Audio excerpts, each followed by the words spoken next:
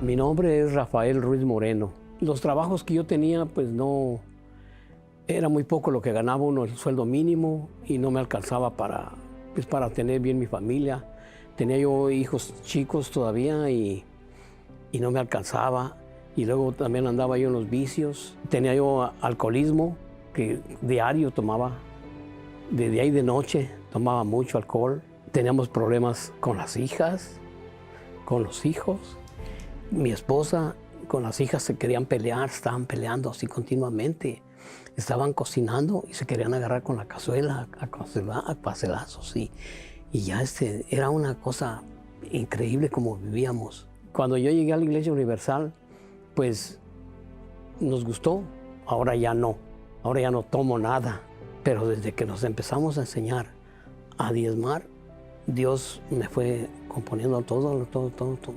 Nos fue arreglando la familia y ya después ellos se dieron cuenta que sí existía Dios. Salimos adelante y dicen, no, pues ahora ya los veo diferentes, ya no peleamos. Ahora nos queremos tanto cuando nos juntamos, nos queremos tanto con toda la familia, porque antes era puro pelear, ¿sí? Y ahora ya no, ahora se ve uno con mucho gusto, mucho cariño. Ya ha cambiado mucho la situación, porque ahora pues como dicen muchos en sus testimonios, y es verdad lo que decimos, no es mentira. Ya tengo mi carro del año, tengo mi negocio y vamos por otro negocio, porque Dios no se queda con nada. Dios nos saca adelante y nos da el doble, el triple de lo que nosotros damos. Lo que nosotros damos no es nada.